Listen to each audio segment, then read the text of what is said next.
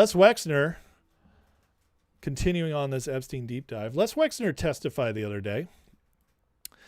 Remember how Les Wexner called out, or I'm sorry, how Thomas Massie dropped Les Wexner, Ro Khanna dropped Les Wexner as if they had something big, when literally everybody has known Les Wexner was public enemy, well, public friend of Epstein's, number one. He bankrolled Epstein. He gave Epstein his $90 million home in New York. I'd say that's bosom buddies right there. These rich guys don't like to give up their assets. Almost $100 million home. What's it worth now? That was before the boom. Although Mamdani's probably killing that right now. But Wexner, we all knew. Wexner is such a small deal that the Republicans didn't even show up to this deposition. Only the Democrats did, and they had it at Wexner's home state of Ohio. They had to fly out there. Listen to this exchange with him and Jasmine Crockett as she tries to get him to implicate Trump. And this is just, I screwed that up. This is just how you know they are struggling, the fact that they can't catch Trump. Okay. Did you ever see or become aware of President Trump having a sexual relationship with a person who was introduced to him by Epstein or Maxwell? No. Has Donald Trump ever discussed Jeffrey Epstein with you? No. Did Jeffrey Epstein ever discuss Donald Trump with you?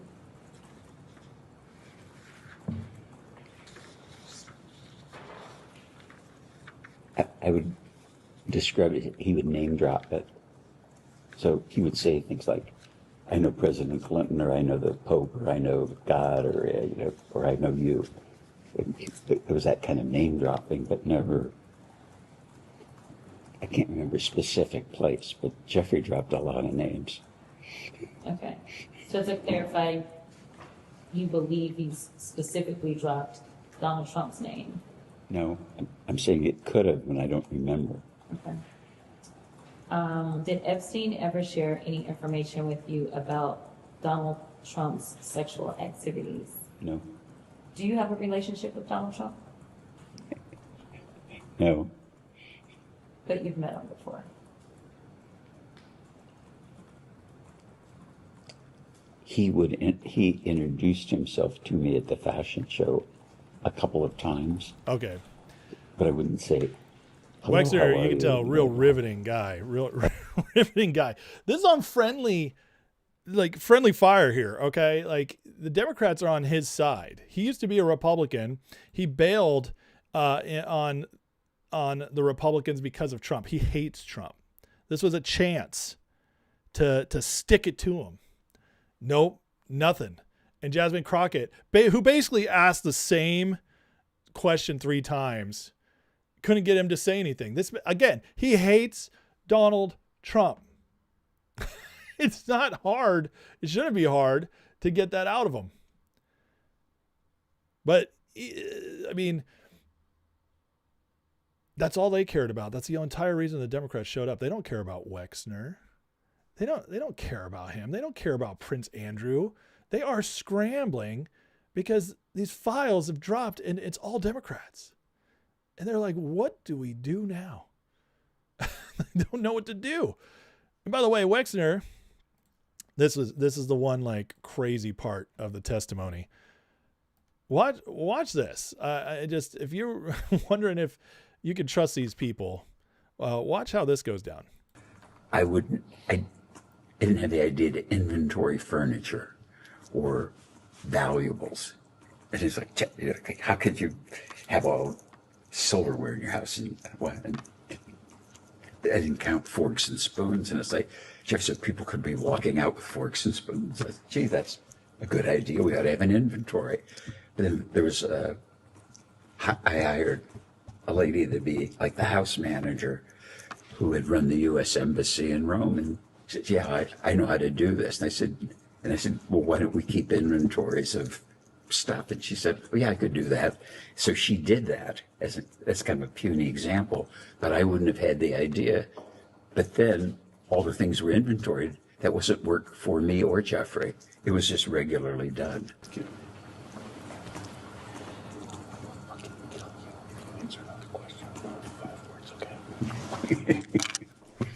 Answer the question. Okay. You guys, A discrete question on a different topic. did you guys hear that? I had to put my headphones on because it's quiet. Did you hear what he said?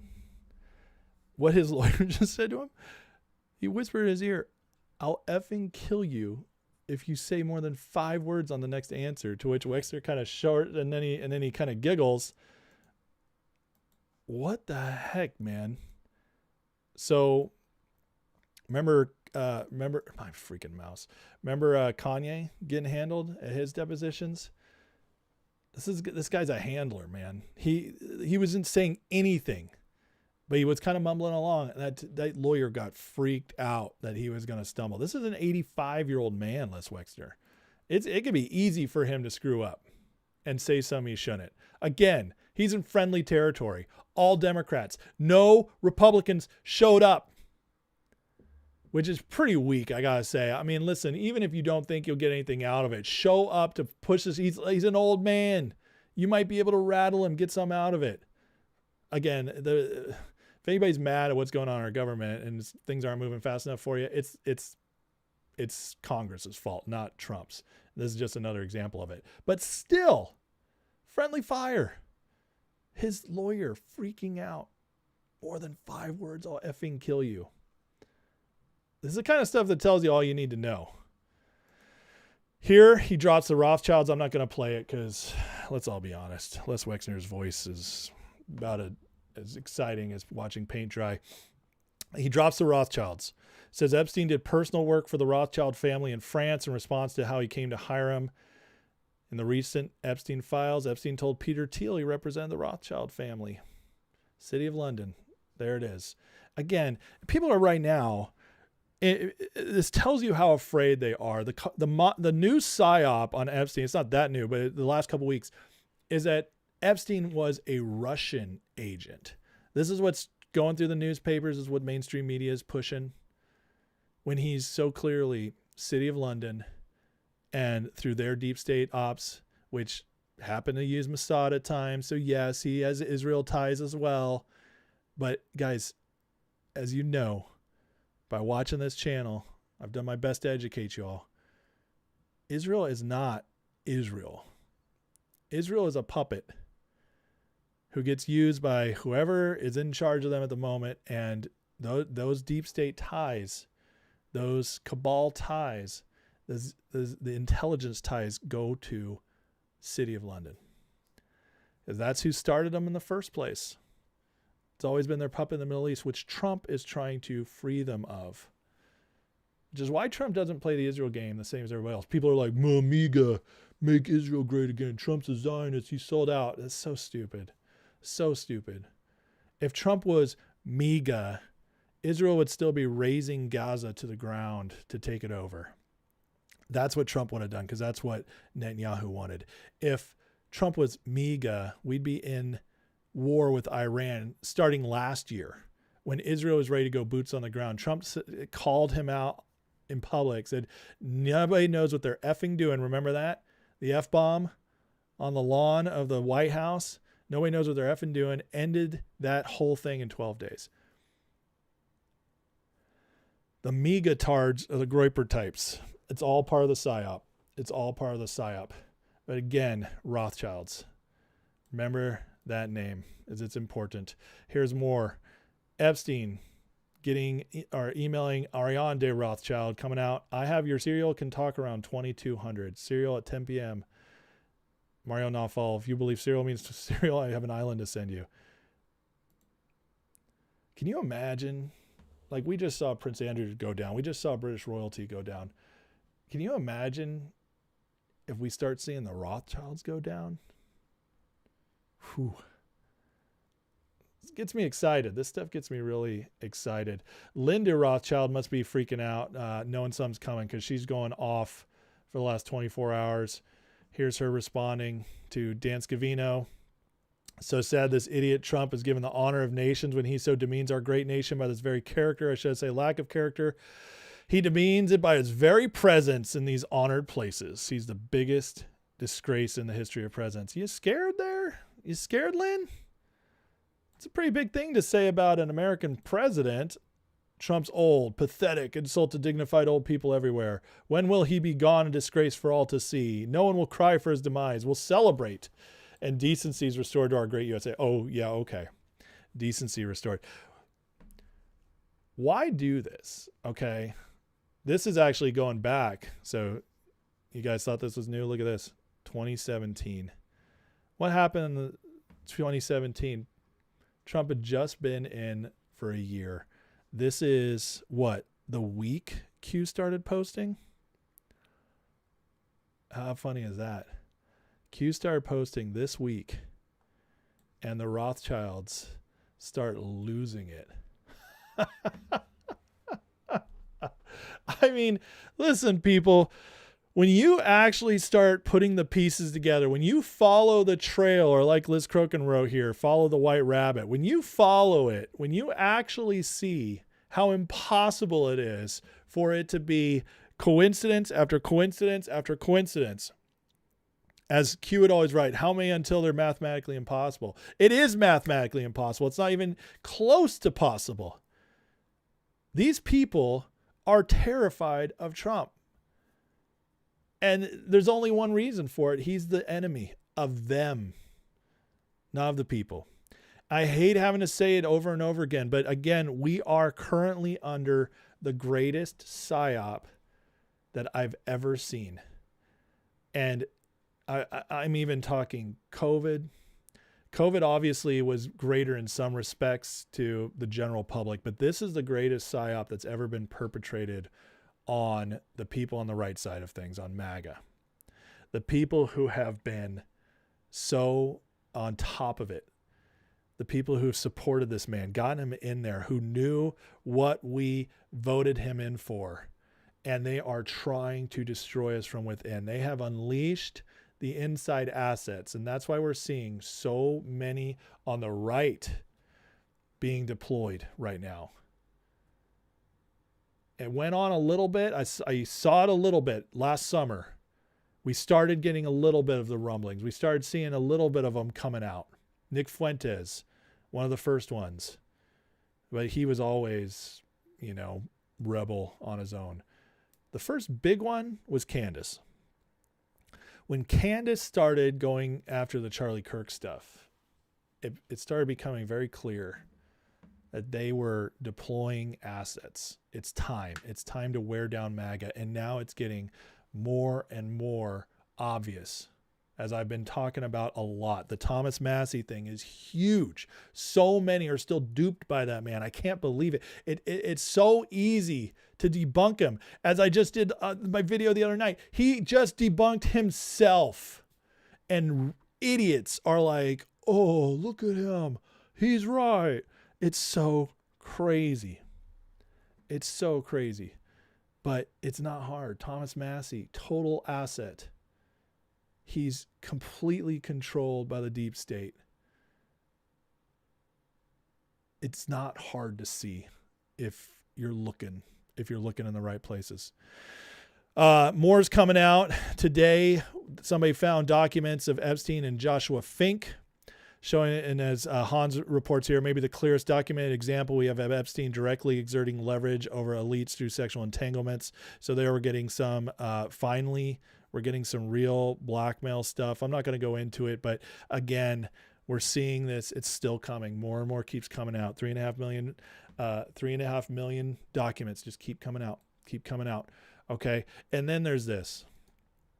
Michael Wolff, the guy that Epstein was talking to, the guy that Steve Bannon, sorry if you like War Room, but it's been, the Bannon stuff is so damning. It's bad. And if you don't know what I'm talking about, go watch my videos for the last 2 weeks. The Steve Bannon stuff is insane. He's being outed.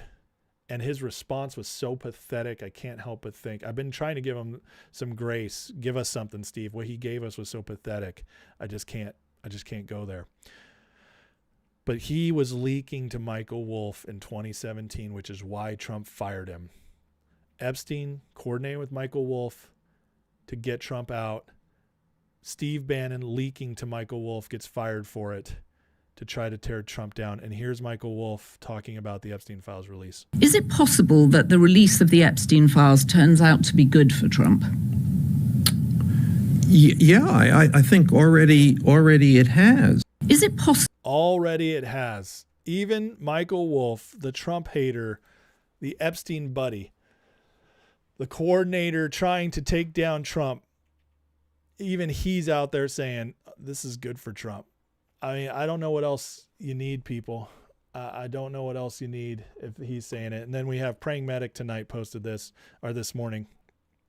Woke up from a dream last night. Pedophiles, their financiers, associates being arrested. Process was complex and took a long time. I can't tell you if he knew right when he woke up that Prince Andrew had been arrested or not, or if he saw that later, but wild. Absolutely wild. And listen, I talk to you guys about this a lot. There's a lot of prophetic people out there. Most of them are frauds. They're either frauds or they are just spouting bad stuff and they don't even know it. Maybe they're just have bad theology or bad. I'm not going to call them personally frauds, but they're just not good people to listen to. Medic, one of the few I trust. He's the one who God brought me, Medic, to, the Q stuff. I don't know if I've ever told you guys the story of how I found in the Q stuff, but a girl I knew who went to my church wrote me and said, hey, would you look into this for me? This Q stuff. This was in 2018. I said, okay. And she was like, this weird stuff about behind the scenes, what's going on with the Trump administration. I said, yeah, I'll look into it. So I looked into it, totally random. She never said anything to me before. This was over a Facebook message. I never talked to her again one-on-one, only in group settings at church. I barely had any interactions with this girl. She's a woman, not a girl, but so I looked into it, and Praying Medic, who I'd read his books on healing and stuff and listened to him, and my friend was a huge fan of his. Medic, his theology stuff was so good. I loved him. And I saw he was doing Q videos, and I was like, what? And I knew God used that. God used that because I knew I could trust Medic. Dave Hayes is his real name. So I started listening to his videos, and then I've read his books on the Q stuff and all that. And it's like, it's so obvious that there's something there, real. And so again, I've trusted this man this whole time. He's unbelievable. And so now, guys, we're seeing a lot starting to happen. It's starting to ramp up. As Q always said, the first arrest will shock the world. That's one of the things that's always getting posted around. Well, I don't know if Prince Andrew is technically the first arrest, okay? Epstein was arrested, Ghislaine was arrested, but Ghislaine wasn't that big a deal. Epstein wasn't, except for those who knew. So I can't say 100% this is it. But I can tell you this. Prince Andrew is the first one Trump named back when he was talking about Epstein before he was president. What a creep he was. Prince Andrew, royalty, royal family. Nobody touches the royals. You can't touch them. Busted. First time in centuries, a royal family member busted. Andrew's the one he was deep, had his title taken away from him because of what he did. And then everybody thought that was going to be the end of it. Today, arrested. Some might say it's not that big a deal because we already knew. And fine, okay. I'll tell you this. It was never going to be Obama. It was never going to be the first arrest. It was never going to be Bill Clinton. Because it's not about just America. This is bigger than us. And it's about where this all started. The deep state, where it started, where the cabal started. It's City of London, guys. That's where it's based. The EU, hidden in the EU, is the remains of the old British Empire, and they are the ones who run the cabal, because it goes back far further back than America. Why do you think they hate America so much? Because we were the ones who broke free in 1776. We're the ones who changed the world, started changing the world out of their grip. And they've wanted us back ever since. But they've been getting weaker and weaker and weaker. And then they started making moves to come back. They infiltrated us for decades, using communists, using socialists, using hedonism, humanism, whatever it was, just planting it, the uniparty. But they never planned for the internet and how it could dispense information. They never thought they could lose. They thought they were getting it back. And Trump broke that cycle.